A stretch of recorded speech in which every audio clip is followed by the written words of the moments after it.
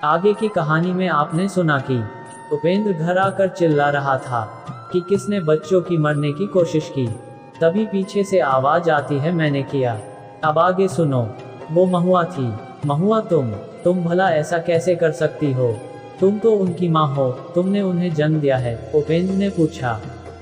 इसलिए कि मैं नहीं चाहती कि उनका सौदा हो, इसलिए कि मैं नहीं चाहती कि मेरी वजह से कोई उन पर उंगली उठाए, और इसलिए मैं नहीं चाहती कि कोई उन्हें तवाइफ की बेटियां कहें। तो तुम उन्हें मार दोगी, उनकी जान ले लोगी। कैसी माँ हो तुम? इस समस्या का कोई और हल भी तो हो सकता है, उपेंद्र बोला। मुझे और कोई हल समझ नहीं आया, तो मैंने उन दोनों के दूध धतूरे के बीज पीसकर मिले दिए। महुआ बोली, मैं अब और अपनी बेटियों को तुम्हारे पास नहीं रहने दूंगा। मैं कल ही जमींदार साहब के पास जाकर उनसे इस समस्या को हल करने के लिए कहता हूँ।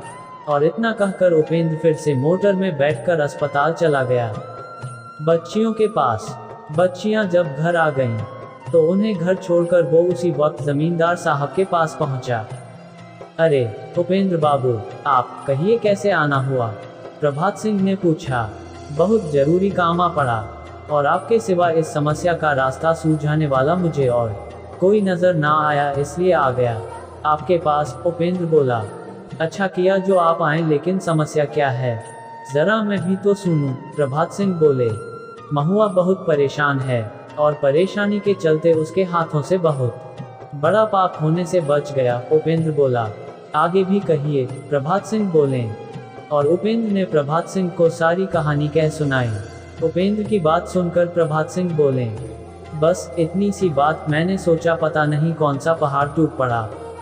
प्रभात सिंह बोले, ये आपको इतनी सी बात लगती है? अगर बच्चियों को कुछ हो जाता तो? उपेंद्र बोला, और तो नहीं ना, तो बेफिक्र रहो बरखरदार, जिंदगी है, कुछ ना कुछ तो होता ही रहता है। चिंतित रहकर समस्याओं को बड़ा बनाने की कोशिश मत करो, उन्हें सुलझाने की कोशिश करो, प्रभात सिंह बोले। तो आपको इस समस्या का कोई हल सूझा? उपेंद्र ने पूछा। एक ही हल है मियाँ, और वो है जुदाई, प्रभात सिंह बोले। मतलब क्या है आपका? उपेंद्र बोला। ऐसा करो, बच्चियों को किसी महफूज जगह रखवा दो, प्रभात सिंह बोले। और वो जगह कौन सी होगी? उपेंद्र ने पूछा। मेरी एक चचेरी बहन है, जो लखनऊ में संगीत विद्यालय चलाती हैं, बेवा हो गई थी, और दोनों बच्चे विलायत में जाकर बस गए। तो उन्होंने अपना समय काटने के लिए संगीत कला केंद्र खोल लिया। वहाँ स्कूल और हॉस्टल दोनों साथ में ही हैं। अनाथ लड़कियों के लिए उन्होंने ये स्कूल खोला था। लेकिन अब अच्छे अच्छे घरों से भी लोग अपनी बेटियों को यहाँ संगीत के लिए भर्ती करवाते हैं। तुम और मैं बच्चियों को लखनऊ में भर्ती करवा आते हैं, सब समस्याएं खत्म, जमींदार प्रभात सिंह बोले। बहुत बहुत शुक्रिया जमींदार साहब, बहुत एहसान है आपके हम पर। एक और चढ़ गया, उपेंद्र बोला।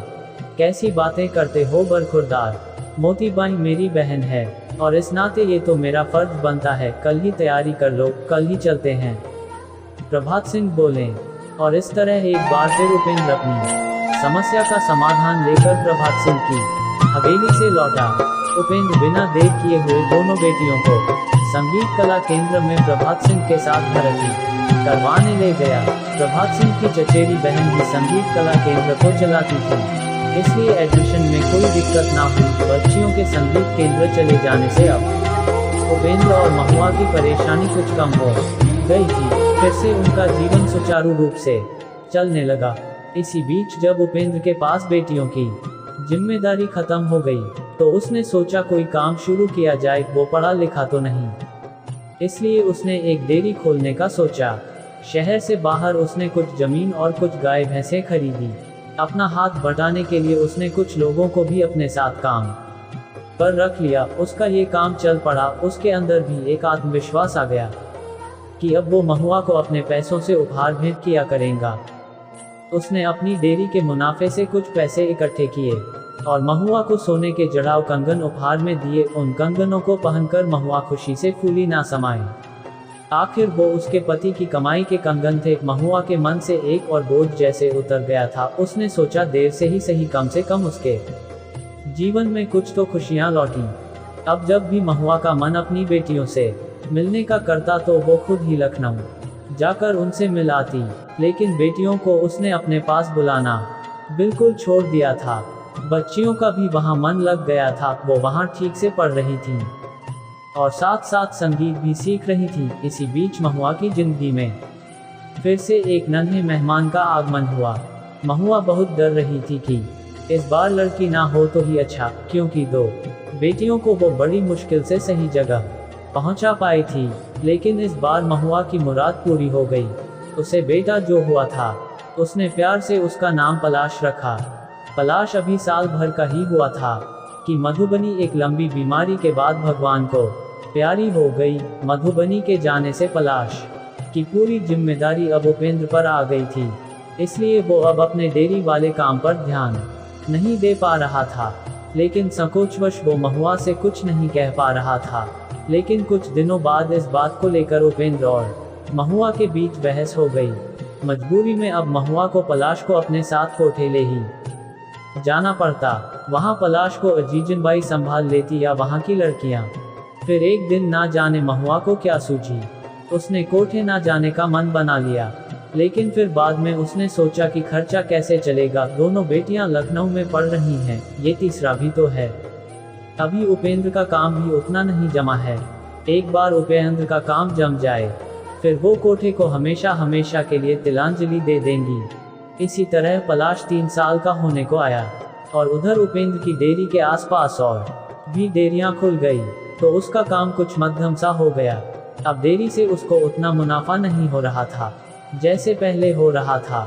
इसी परेशानी के चलते उपेंद्र ने शराब पीना शुरू कर दिया। अब आए दिन महुआ और उपेंद्र में बहस होने लगी, जिसे देखकर छोटा पलाश परेशान हो उठता। लेकिन इस समस्या का दोनों में से किसी ने कोई समाधान ना ढूंढा। और तभी एक दिन थक-हार कर फिर से उपेंद्र जमींदार प्रभात सिंह के पास जा पहुंचा और जाकर बोला, मैं तो अपनी जिंदगी से तंग आ चुका हूँ। जमींदार साहब, क्यों? मियाँ, अब कौन सी मुसीबत ने आपके दरवाजे खटखटा दिए जो आप ऐसी बुजदिलों वाली बात करते हैं? प्रभात सिंह बोले, जिंदगी में कभी सुख नहीं मिला मुझे और शायद ना कभी मिलेगा। उपेंद्र बोला, मियाँ आपकी पहेलियाँ सुलझाने का समय नहीं है, हमारे पास जो कहना है साफ साफ कहिए। प्रभात सिंह बोले, मेरी सारी जिंदगी यूं ही बर्बाद हो गई। सौतेली माँ, तवाइफ बीवी, बच्चियां भी दूर हैं, लानत है ऐसी जिंदगी पर, जिंदगी अब बोझ लगने लगी है। एल उपेंद्र बोला, मियाँ, लानत का मतलब समझते हो? शर्म की बात, तुम जैसे आदमी को तो फक्र होना चाहिए कि उसकी मोती बाई जैसी बीवी है, जिसने अपने सिर पर पूरी गृहस्थी और बच्चों का बोझ उठा रखा है। और तुम जैसे नकारा आदमी का भी कोई और होती ना तो ना जाने तुम्हें छोड़कर कब का चली गई होती। फिर भी तुम ऐसी बातें करते हो। बोझ जिंदगी तब हो जाती है जब आपका कोई दिल अजीज आपकी आंखों के सामने लाचार और मजबूर होकर बिस्तर पर लेटकर जीवन से मुक्त होने की कामना करें और आप सिवाय आंसू बहाने कुछ ना कर पाएं, तब जिंदगी बोझ है। और तुम्हारे पास किस चीज की कमी है?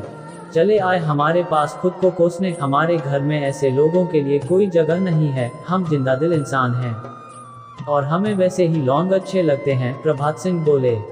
जमींदार प्रभात सिंह की बात सुनकर उपेंद्र की बोलती बंद हो गई, लेकिन फिर भी वो हिम्मत करके बोला, आजकल डेयरी का काम नहीं चल रहा है तो इसमें कौन सी बड़ी आफत आ गई? छोड़ दो काम, बेंच दो डेयरी, जो पैसे आए उनसे कोई और धंधा शुरू करो। हमने पहले भी कहा था कि समस्याओं को बढ़ाने से अच्छा है या तो उन्हें खत्म करो या तो उनका समाधान ढूंढो। प्रभात सिंह बोले, शायद आप सही कहते हैं। उपेंद्र बोला, तुम पढ़े लिखे होते तो हम तुम्हें अपना मुनीम बना लेते। अभी कुछ समय किसी भी काम के बारे में मत सोचो, डेयरी बेचकर कुछ दिन आराम करो, फिर तब हम सोचते हैं कि तुम्हारे लिए कौन सा व्यापार ठीक रहेगा। प्रभात सिंह बोले, हाँ मैं यही करता हूँ, कुछ दिन सुकून से रहता हूँ, बाद में देखूंगा कि क्या करना है। उपेंद्र बोला, अब हमें लगता है कि तुम्हें हमारी बात ठीक तरह से समझ में आ चुकी है। प्रभात सिंह बोले, जी तो मैं चलता हूँ। इस तरह एक बार फिर प्रभात सिंह ने उपेंद्र की समस्याओं का समाधान कर दिया। उपेंद्र ने डेयरी बेंच दी और पैसे महुआ को जाकर दे दिए हिफाजत से रखने के लिए।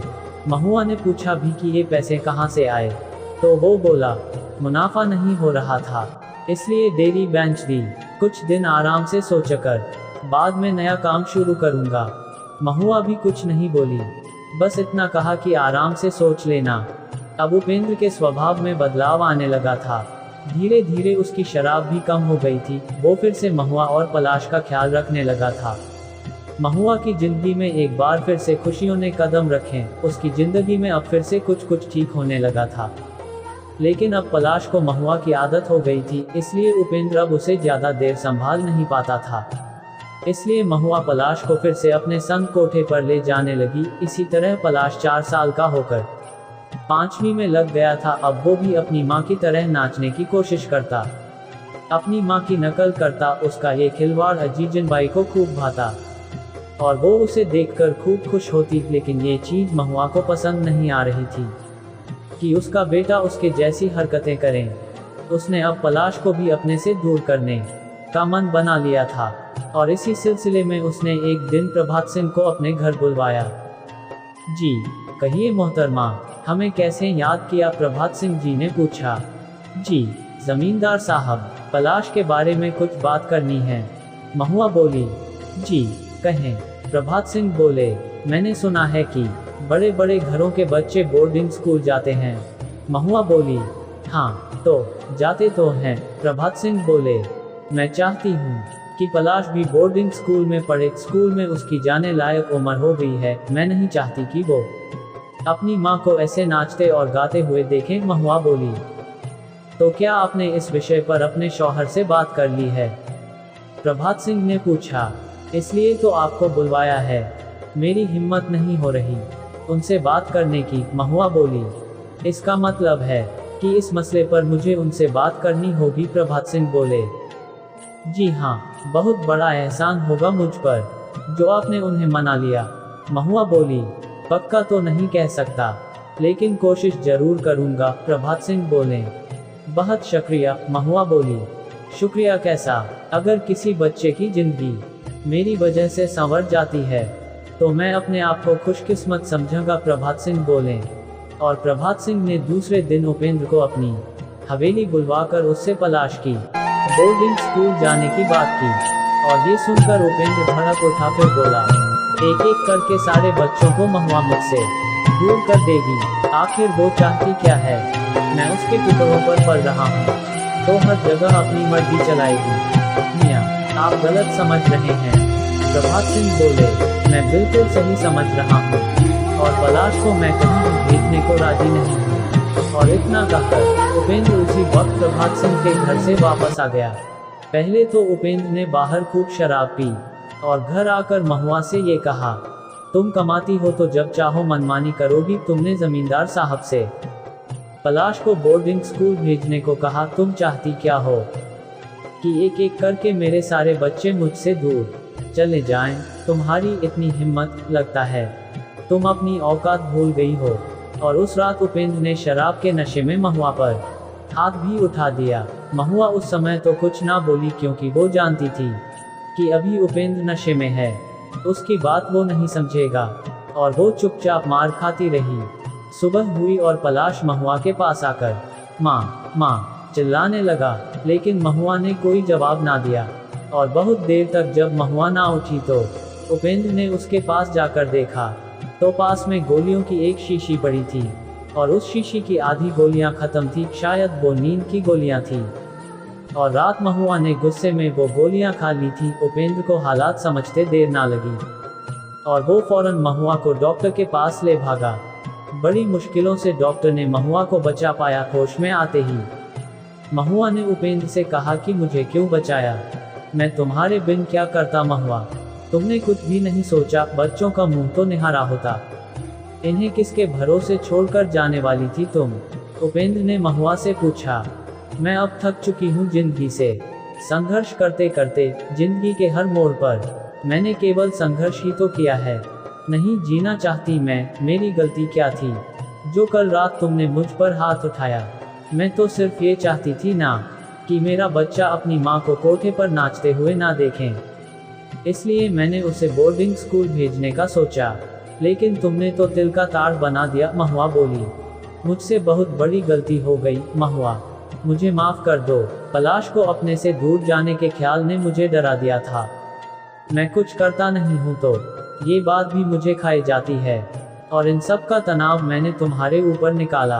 अब आगे से ऐसा कुछ नहीं होगा, तुम जो चाहती हो अब से मैं वही करूँगा, लेकिन मुझसे कभी भी दूर जाने की बात मत करना, उपेंद्र बोला।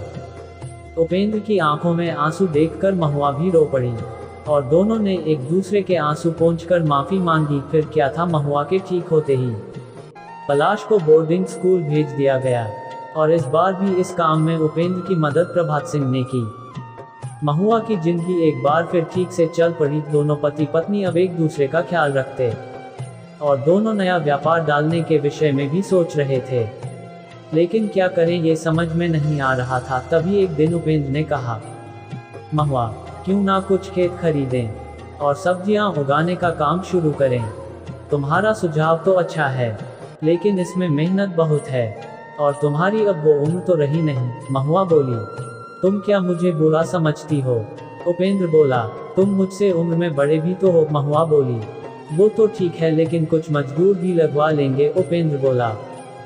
ठीक है, मैं सोचकर बताती हूँ, महुआ बोली।